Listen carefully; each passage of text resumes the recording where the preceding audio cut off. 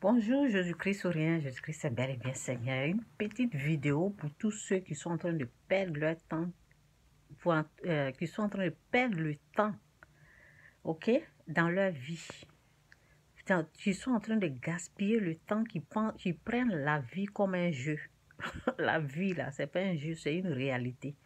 Et puis quand tu rattrapes, là, ça veut dire ce que tu as sémé, là. Le temps de la récolte, là, quand c'est bon, là, tu vas récolter des bonnes choses, mais quand c'est mauvais, là, ça va pas sentir bon. Donc, écoutez ce que je vais vous dire. C'est à propos du mariage. C'est à propos de la femme, du mari. Hier, je suis tombée souvent, je vais voir si les gens, ils ont changé.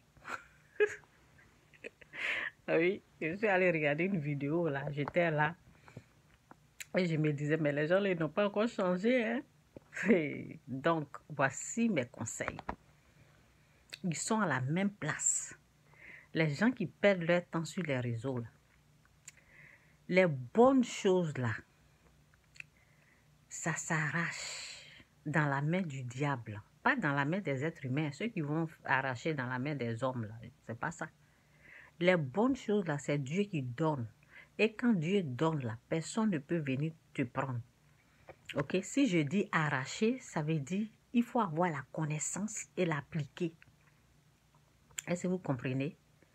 Le mariage, là, une bonne femme dans ta vie, là, il faut avoir la connaissance et lutter pour la garder.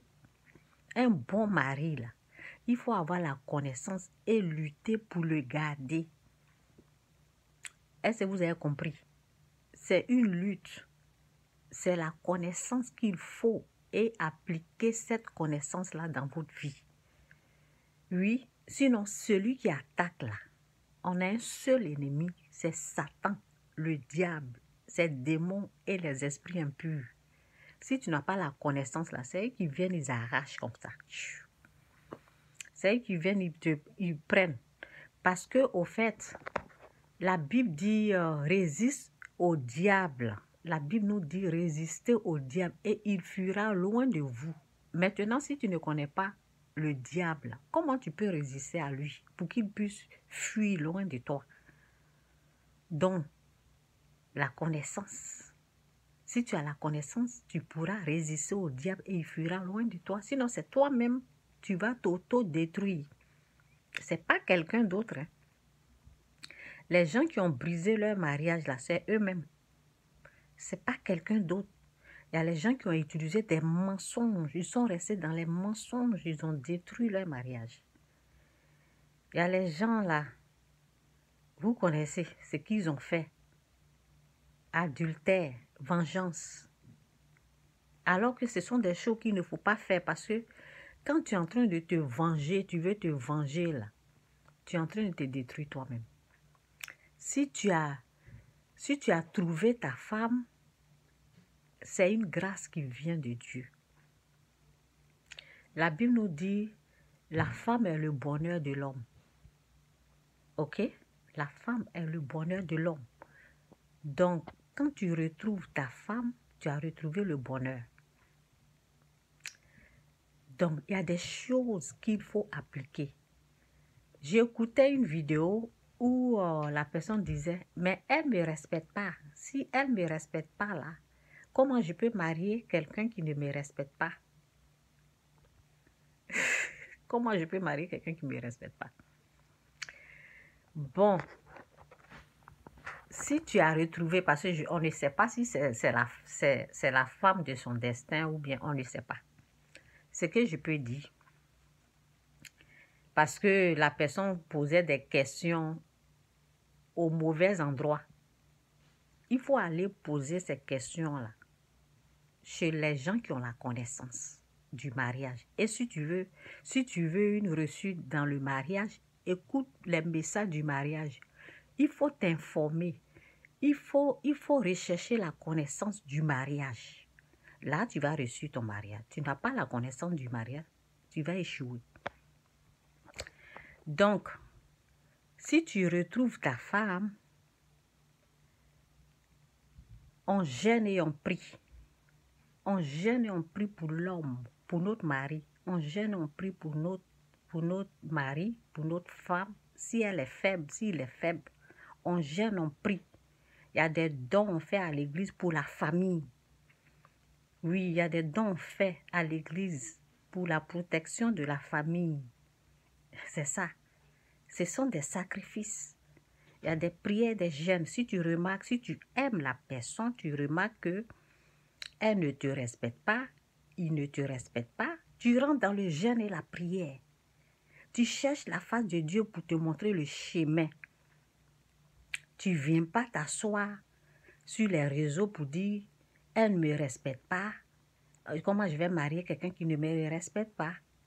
Si c'est ta femme de vie, si c'est celle que, ou bien celui que Dieu a mis dans ta vie, si c'est vraiment ton mari, il y a des sacrifices à faire.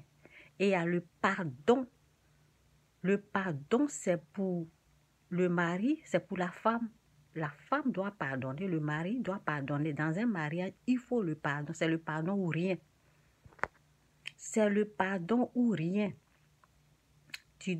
Le pardon doit être au milieu. Dieu doit être au centre du mariage et vous devez appliquer le pardon. Sans le pardon, là, vous ne pouvez pas. Donc, quand une personne est faible, on l'aide, on la soutient. On ne va pas l'exposer, on ne va pas la dénigrer, on ne va pas, non, on l'aide. Il faut aider ton mari dans la prière, dans le jeûne, cherche la face de Dieu. S'il a un défaut, Dieu va te montrer où tu dois travailler pour que la personne puisse changer ou bien toi-même. Parce que, au fait, si tu vas voir Dieu là, c'est toi que Dieu va changer, ce n'est pas l'autre personne. Dieu va utiliser, voici comment Dieu travaille. Dieu va utiliser les faiblesses de l'autre pour toi te changer. Dieu ne va pas changer l'autre. Quand tu vas te plaindre à Dieu, là, Dieu va te transformer toi pour que tu puisses supporter l'autre.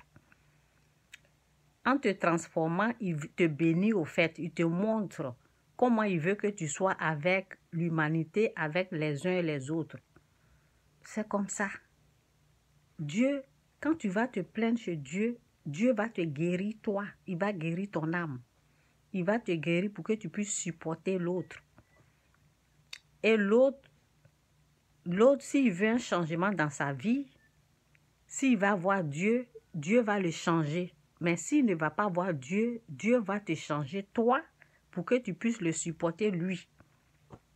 Voici comment ça marche dans le mariage.